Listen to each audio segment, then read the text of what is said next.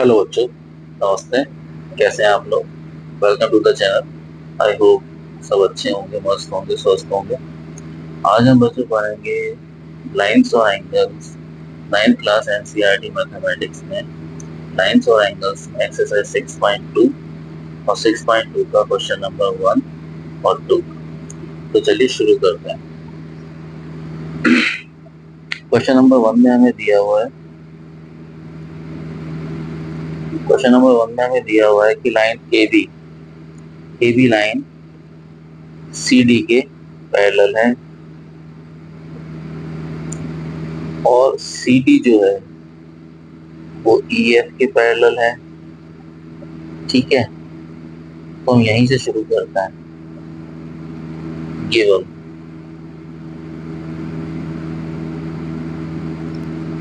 A B is parallel to CD and CD is parallel to EF। यहाँ से क्या निकलेगा? यहाँ से ये निकलेगा कि लाइन जो AB है वो पैरेलल होगी EF के। रीजनिंग में हम लिख देंगे since both are parallel to CD। ठीक है, यहाँ पर हमें ये क्लियर हो गया कि लाइन AB और EF भी पैरेलल है। अब हमें आगे दिया हुआ है कि जो YZ एंगल्स हैं उनका रेशो 3/7 है। ये जो Y है और ये जो Z है इनका एंगल का रेशो 3/7 है। तो हम लिख सकते हैं given Y/Z is equal to 3:7। तो हम इसको ऐसे लिख सकते हैं Y is equal to 3A और Z is equal to 7A। Reason में हम ये डाल देंगे कि A is the common ratio of Y and Z। ठीक है, यहाँ तक क्लियर हो गया। अब इन दो लाइन पे फोकस करते हैं, AD पे और EF पे। AD में AB में यहाँ पे एंगल X है और यहाँ पे एंगल Z है, तो ये दोनों एंगल बराबर होंगे। क्यों? क्योंकि ये अल्टरनेट इंटीरियर एंगल्स हैं। दोनों लाइन के जो ट्रांसवर्सल काट रहा है उन दोनों पैरेलल लाइंस को, इस लाइन को और इस लाइन को जो ट्रांसवर्सल काट रहा है, तो ये एक बना है लेफ्ट साइड में, एक बना है राइट साइड में, और दोनों ही एंगल लाइनों के बीच में है। तो हम ये कह सकते हैं कि एंगल X और angle Z alternate interior angles हैं, इसलिए बराबर होंगे। तो हम लिखेंगे angle X is equal to angle Z। Reasoning देंगे अल्टरनेट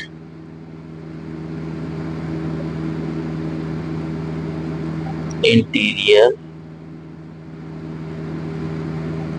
एंगल्स। तो x बराबर कितना हो जाएगा? x बराबर z है और z बराबर कितना है? 7 है। तो x बराबर 7a हो जाएगा। इसको हम फर्स्ट लिख लेते हैं। अब यहाँ पे आप गौर कीजिए कि एंगल x और एंगल y और लाइन देखिए आप AB और CD, ये आपस में पैरेलल है, AB और CD। और ये दोनों एंगल इस ट्रांसवर्सल के एक ही साइड में बने हुए हैं। तो ये कौन से एंगल होंगे? को इंटीरियर एंगल्स। और को इंटीरियर एंगल्स में हम क्या पढ़ते हैं कि angle X plus angle Y is equal to होगा 180 डिग्री। क्यों? क्योंकि ये को इंटीरियर एंगल्स हैं।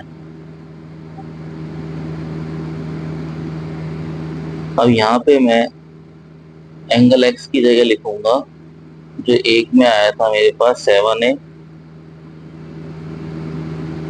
और एंगल वाई की जगह लिखूंगा जो शुरू में मेरे पास आया था 3A is equal to 180 degree.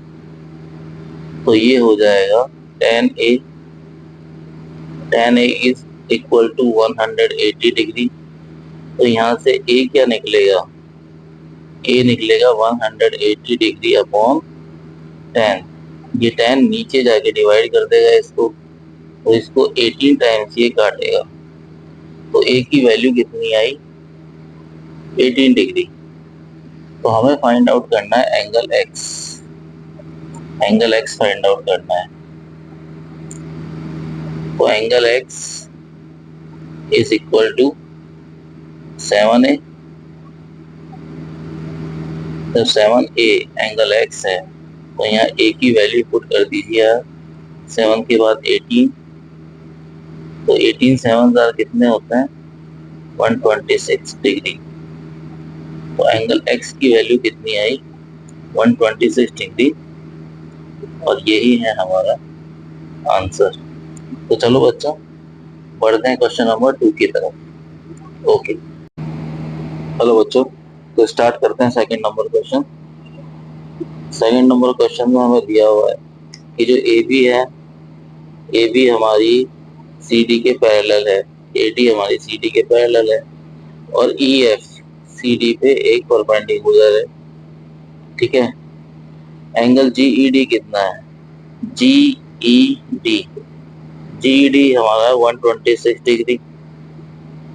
तो हमें ये एंगल फाइंड करना है ए जी ई मतलब इधर वाला, एंगल जी ई एफ मतलब ये सिर्फ इतना एंगल, और एंगल एफ जी ई मतलब ये वाला एंगल। ठीक है, ये खिचड़ी हो गया, इसलिए इसको क्लियर करते हैं और शुरू से शुरू करते हैं। ओके, चलिए आइए, हम यहाँ पे देख सकते हैं कि ये जो लाइन ए बी है और ये जो लाइन सी डी है पैरेलल है, और ये इसका ट्रांसवर्सल है। तो इसके इधर जितना एंगल होगा उतना ही एंगल इधर होगा, ये पूरा मिला के। क्यों, क्योंकि ये अल्टरनेट इंटीरियर एंगल्स हैं। क्लियर है आपको, अल्टरनेट साइड पे बन रहा है और दोनों लाइंस के अंदर बन रहा है, दोनों लाइंस के अंदर बन रहे हैं, इसलिए ये अल्टरनेट इंटीरियर एंगल्स हैं और ये बराबर होंगे। तो इसे कैसे लिखेंगे हम इसे लिखेंगे एंगल ए जी ई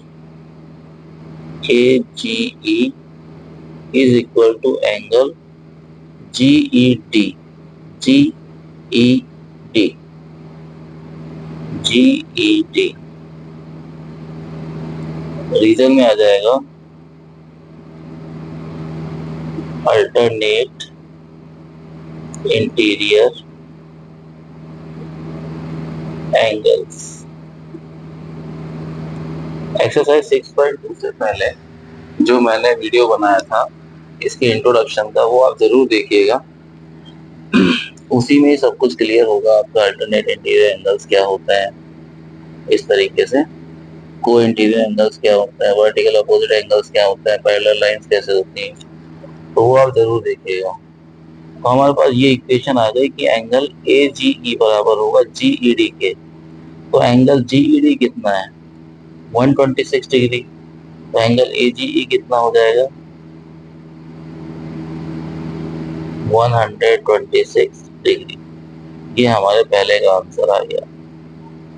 ठीक है, अब हमें फाइंड आउट करना है एंगल जी ई एफ।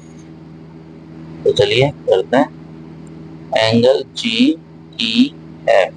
कहाँ पे है एंगल, एंगल जी ई यहाँ पे है, और ये वाला एंगल है, और ये पूरा एंगल कितना था, 126 डिग्री का था।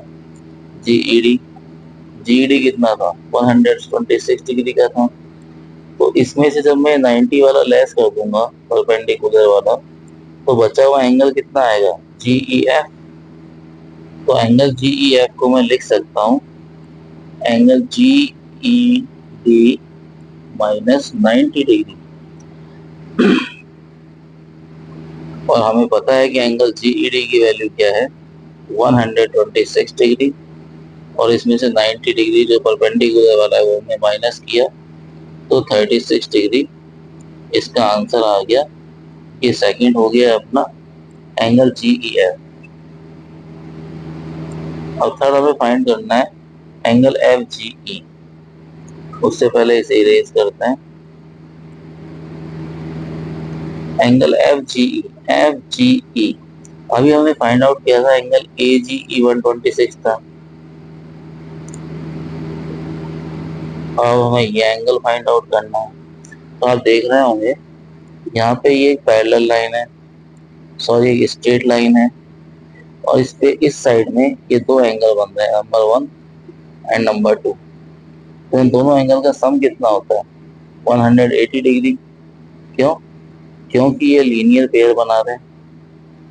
ठीक है, तो मैं 180 डिग्री में से अगर ये 126 डिग्री माइनस कर दूंगा तो ये वाला एंगल आ जाएगा, इजीली आ जाएगा।